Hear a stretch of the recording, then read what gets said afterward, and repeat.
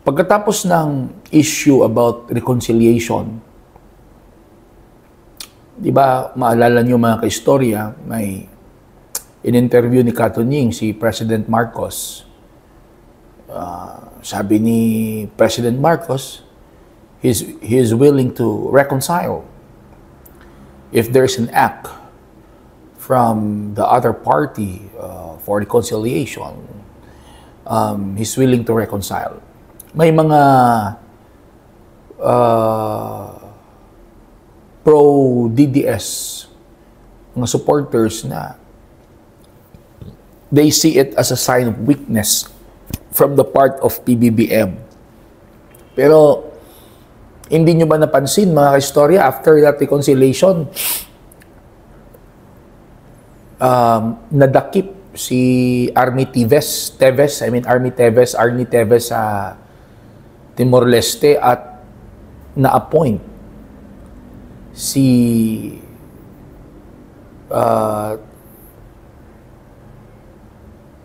General Torre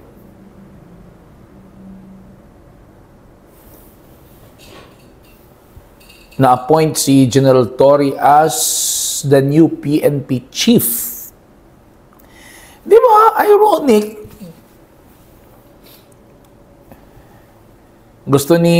Sinabi ni PBBM is open for reconciliation. Nadakip. Nadala sa Pilipinas si Teves na kilalang Duterte supporter. Tapos, naging PNP chief si Major General Torre na siyang naging kasangkapan para madakip din at madala sa Netherlands si former President Duterte. Why am I saying this, mga kaistorya? Bago natin ipagpapatuloy itong mainit na balitaktakan natin, mga kaistorya, ay uminom muna tayo ng Genesis Organic Spirulina. Ang Genesis Organic Spirulina ay isang food supplement na hindi synthetic. Ito ay organic. Marami itong mga nutritional contents na kailangan ng ating katawan. Ito ay tinanim sa isang fresh mineral water in an environment with a very low pollution. Ito ay mabibili online at sa mga Mercury Drug Stores and pharmacies nationwide. Genesis Organic Spirulina, ang dekalidad na spirulina ng bayan.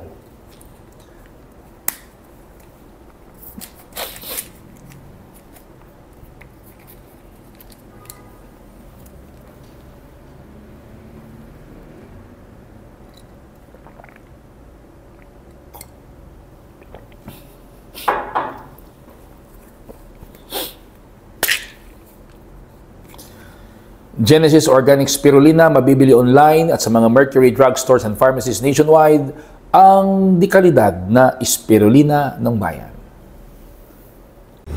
This program is brought to you by Genesis Organic Spirulina, ang dekalidad na spirulina ng bayan.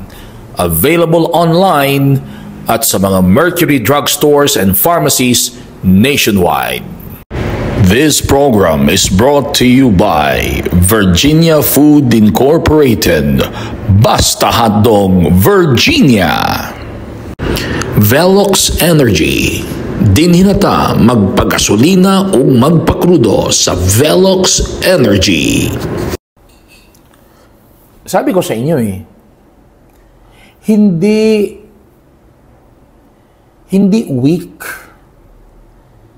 weak leader si Presidente Bongbong Marcos. He's not a weak leader. And hindi siya,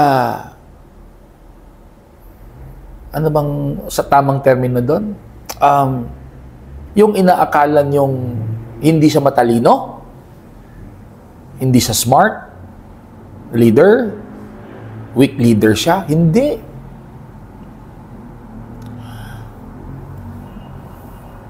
Ito naman ay personal ko lang naman na observation ha. Si President Bongbong Marcos Jr. nagbabasa ng mga libro, sa tingin ko. And he is a classic example sa isang tao na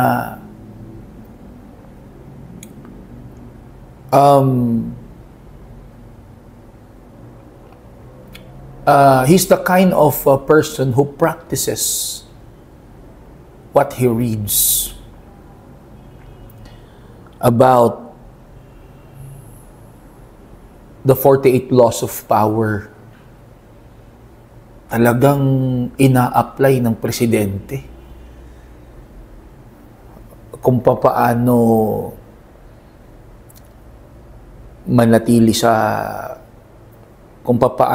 manatili sa kapangyarihan, kung papaano hindi matibag.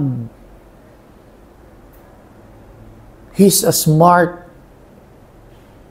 and tactical president.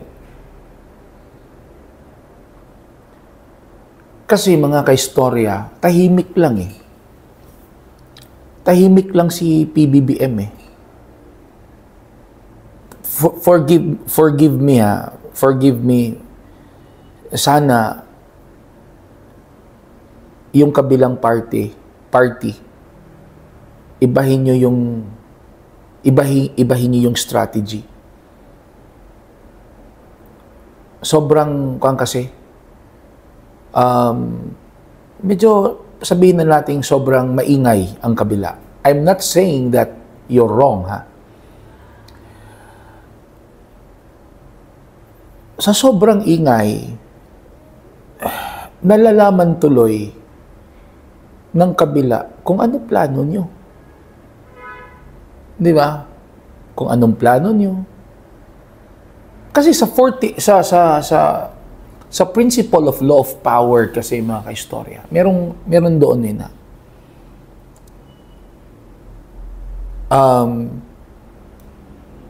in order to parang ganun yun eh, in order to defeat a fool, you have to play a fool also. Parang ganun, di ba? Because if your enemy thinks that you are a fool, take note on this ha. If your enemy thinks that you are a fool and you are weak, there is a tendency that you will lower your guard. Diba? You will lower your guard, magkukumpiyansa ka. Kasi akala mo, bobo ang kalaban mo. Akala mo, weak ang kalaban mo. Yun pala, strategy pala ng kalaban yun. Para matalo ka. Para masira ka. Para magiba ka. Wala ba kayo napapansin, mga kaistorya? Habang tinitira nyo ang presidente, weak leader, mahina, walang alam, nakasalang na ang impeachment ni Vice President Sara Duterte. Nasa kulungan si former President Duterte. Nadakip si former Congressman Army Teves. Naging PNP chief ngayon, si Major General Torre. Lahat po, pabor. Diba? Pabor. Lahat ng mga nangyayari ay pabor sa presidente. Pero kung titignan natin, wala lang, tahimik lang. Si PBBM, tahimik lang siya. Wala siyang, kung ano yung mga tinitira ng kalaban, wala siyang sinasabi. Pero, tingnan nyo anong nangyari. Ngayon,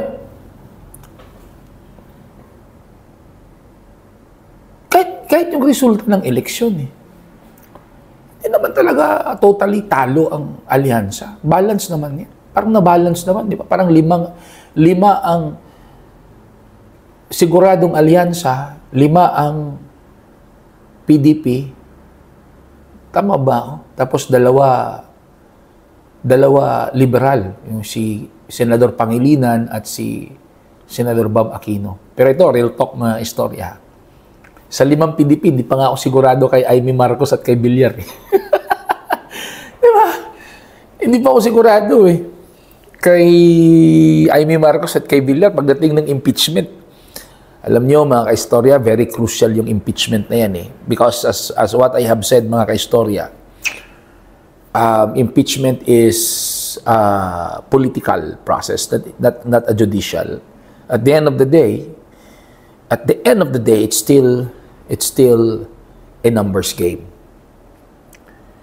At sasabihin ko sa inyo, what you see on the Senate during impeachment is not what you get. What you see on the Senate is not what you get. Hindi natin alam kung ano nangyayari behind the curtain or anong nangyayari sa labas. Hindi natin alam. Bakit ko ito sinasabi? Bakit ko ito pinag-uusapan ngayon? Bakit natin pinag-uusapan? Hindi sa meron akong pinapaboran. I'm trying my best na walang pinapaboran. Bakit ka naka-red? Hindi, na timing lang itong red na polo ko kasi kanina muntik na akong malate sa trabaho. At kung maghahanap ako ng t-shirt, malilate na ako. Nakahanger lang ito. Dito na nakuha ko. Pwede ibig sabihin na timing lang. Wala akong pinapanigan mga istorya. Hindi porket sinasabi kong hindi bobo or hindi weak leader si Presidente Marcos ay pinapanigan ko na siya. Ito yung nakikita ko lang base sa mga nangyayari. Hindi bobo or hindi bobo ang presidente. Hindi siya weak. He's good. He's a bright boy. He's a bright boy. He's a tactical president. He's a tactical politician. Kasi alam niya na pag-upo niya dyan, kahit sinong presidenteng uupo dyan, marami talagang gustong umagaw dyan. Marami talagang gustong umagaw dyan sa pwesto niya. At sino yung pinakamalapit na gustong maging presidente? Of course, yung vice. Ganun lang naman yun, mga kaistorya. So ano yung point ko? Ang point ko, dahil sa puro lang hindi pabor ang mga nangyari sa kabila. Ngayon, nakasalang ang impeachment ni Vice President Sara. Nasa kulungan si former President Duterte. Nadakip na si Army Tevez. Hindi nga natin alam Hindi nga natin alam yung pagdakip kay Army Tevez kung ano pa magiging twist dyan Di ba? Hindi nga natin alam. Baka sa mga susunod na linggo, si Attorney Roque na naman Ibig kong sabihin, yung sa kabilang kampo, baka panahon na baguhin niyo yung strategy niyo.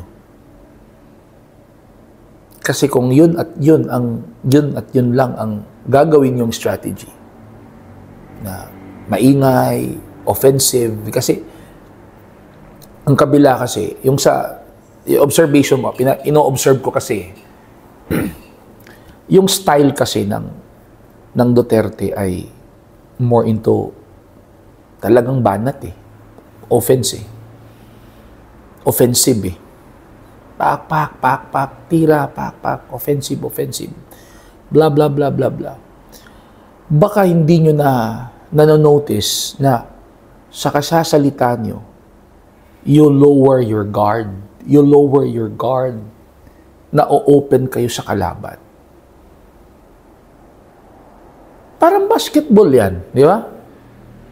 Sa basketball, hindi ka mananalo kung puro opensa lang. Di ba? Kahit nga sa chess di ba? Hindi ka mananalo kung puro opensa lang. Dapat sabayan mo ng depensa at tactics at strategy para ka manalo. Di ba? Sabi nga ni Michael Jordan kilala nyo ba si Michael Jordan? Ano ba si Michael Jordan? The greatest basketball player of all time. Kung titingnan nyo, he's very physical in the game eh. Pero anong sabi niya? Basketball is 1% physical and 99% mental. Hindi kaya, bakit ganon ang presidente natin? Tahimik lang siya. Nagmamasid, nakikiramdam, nakikinig. Dahil ginagamit niya utak niya.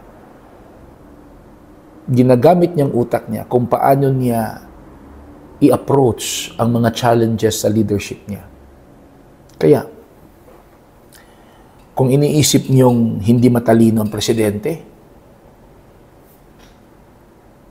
iniisip niyong weak leader si BBM, mag-isip kayo. Dahil ito, kahit baligtarin at baligtarin pa ang mundo, he is a Marcos. Mga istorya. Ano masasabi niyo sa pinag-usapan natin ngayon? Please don't forget to write your comments below. At kung ikaw ay bago pa lang sa aking YouTube channel, please don't forget to subscribe. At kung ikaw naman po ay nanonood sa aking FB page and TikTok account, please don't forget to follow, like, comment, and share. Magandang araw sa inyong lahat.